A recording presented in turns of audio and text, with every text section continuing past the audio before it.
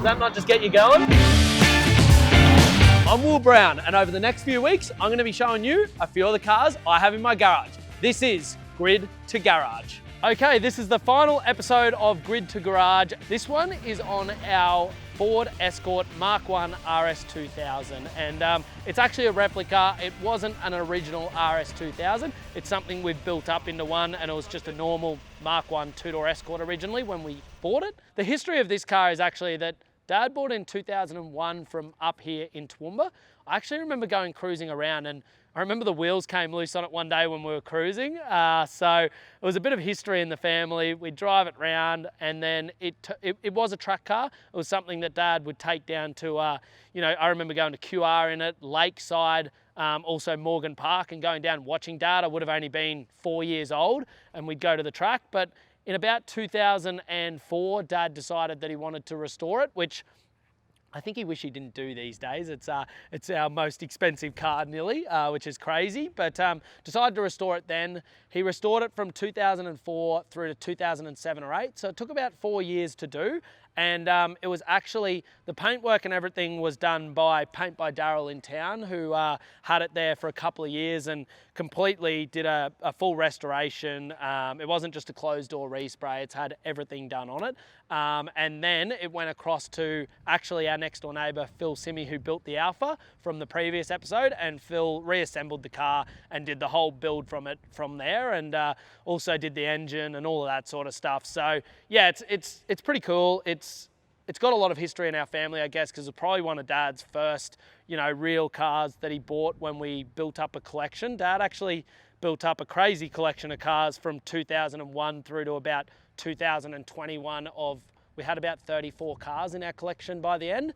And then COVID hit, we thought that the world was going to end, so we sold a fair few of them, and we actually sold a fair few over the years probably before that as well to fund my racing career. So we had a great collection of cars, but this is one that I think because Dad spent so much money restoring it, he just couldn't let go of and thought, he won't sell it. But yeah, I guess I'll show you through it, because the interior, under the bonnet, underneath it is actually very impressive. If you put this thing up on a hoist, underneath it is as good as, the outside that you're looking at now. And the reason being as well is it's still so good is I reckon this thing has done 400 kilometers to 500 kilometers on the road since 2007. Literally, it's just sits in the garage.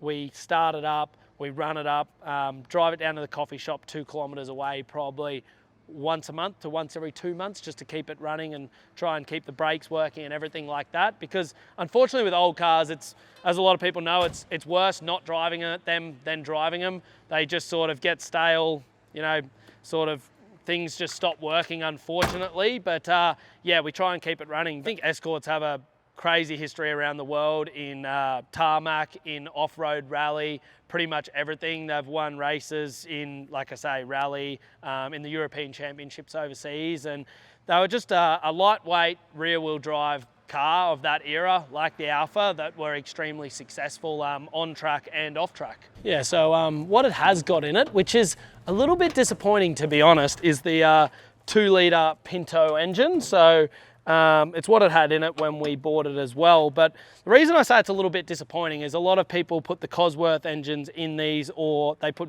the BDA engine. There's a few different engines that you can put in these that make really good horsepower and are extremely fast. But at the time, we sort of wanted to keep it how we bought the car and everything there, because a bit of a backstory to it as well is it was originally a white car. And we wanted to change it, Dad and I. We thought, putting it in the British Racing Green, even they have the light blue in the Escorts as well. One of those colours would just make the car really stand out and pop. But unfortunately, Phil, which he does an amazing job, he really likes keeping cars original, which is great. But he wanted to keep it original, so we did in the white. But I think with a BDA engine and a blue or a green, it would have looked a little bit, a little bit hotter, but overall do still love the car. It looks great. Everything about it has been done to a very high standard.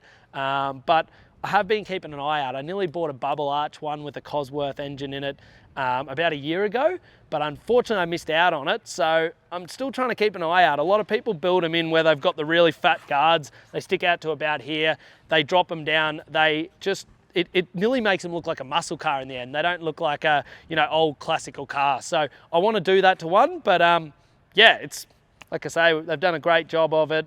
Still love the car, but want to get another one. Yeah, I think just the history of it, like I say, it was one of the first ones he bought and definitely the first one he ever restored, so, well, only one. So, yeah, it's just got that history there that you don't want to let it go, you know? You remember paying the invoices, you remember going out and looking at it when it was just a shell and, you know, doing things to it. Like it originally had the square headlights, which is the same as like the Lotus Escorts and all of that. But Dad actually got it redone with the round headlights to make it into a proper RS2000 replica. So there were so many little things that he did to this car that sort of, you know, I guess over the time you just think, I'm not going to sell it and get the money in. I just want to keep it and have the history there. So, you know, I would always want to keep the car as well and never sell it. But Dad went crazy during this time. It's actually he had an addiction, and that was to eBay during this time of buying parts for old Alphas, Escorts, and Lotus Cortinas and Lotus Escorts. So I don't know how many parts he's got tucked away, but it is ridiculous. He could literally build one of these 3 times over and a Lotus Cortina. So he's actually written out like a whole thing of, if he dies, what all the parts are that he's got at home, because it's actually crazy. I'll have to bring him out one day. But yeah, he just bought so much stuff to be able to build the Escorts and all that. And unfortunately, we only did one, and then thought, I don't think we'll do that again. We'll just buy them done. Okay, well, as you can see, it was originally a track car, like I said, when Dad bought it. So, you know, we kept it that way. And the plan was to actually keep doing track days in it after Dad restored it. But obviously he did too good of a job of it and didn't want to get any stone chips. So we've kept it like that. So it's got a full cage, race seats, harnesses, everything like that in it. But kept it lightweight, so it hasn't got carpets or anything there, but it has been done extremely well inside and still looks really good. But yeah, hasn't got the rear seats. I need to actually I can't take anyone in it because we've never put the second harness in it for some reason. That was probably just because we're planning on tracking it. But yeah, it's pretty basic inside. It hasn't obviously, it's not super comfy, but it's good to cruise around in. This has just got a 4-speed gearbox in it. I don't know exactly what it was. It's got the short shift kit in it, so it is quite quick between the gears.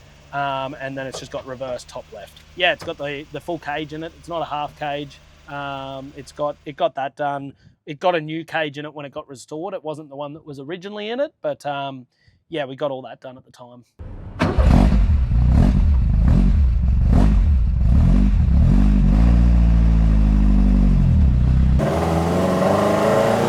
She needs to get up in the power range, otherwise it just won't go. It does drive nice, this thing. They don't like to be down low in the revs. It just gets a bit of a hiccup. Like here, it'll hiccup for a bit.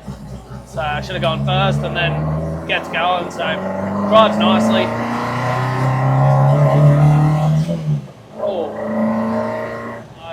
I do. Like I said, it hasn't done many Ks since we actually restored it, but we do just get it out and keep it running and all that because yeah, the brakes and everything go a bit average. But I probably, like I said, I drive this down to the coffee shop, go grab a coffee in it. It's a nice car,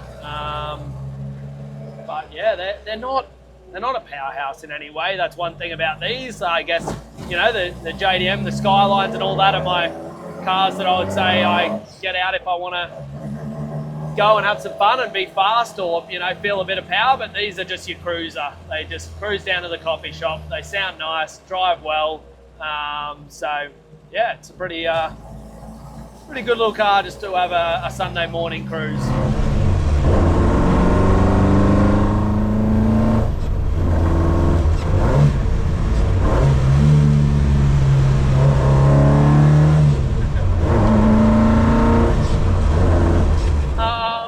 Thing about driving this car is it does handle good because it's a track car that was originally built for that.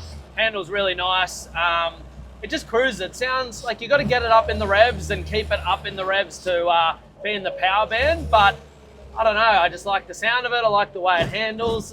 It's just, like I say, a nice car to cruise down and not go crazy in. It's not just ridiculously fast in any way, but sounds good, drives good. Just a classic old car.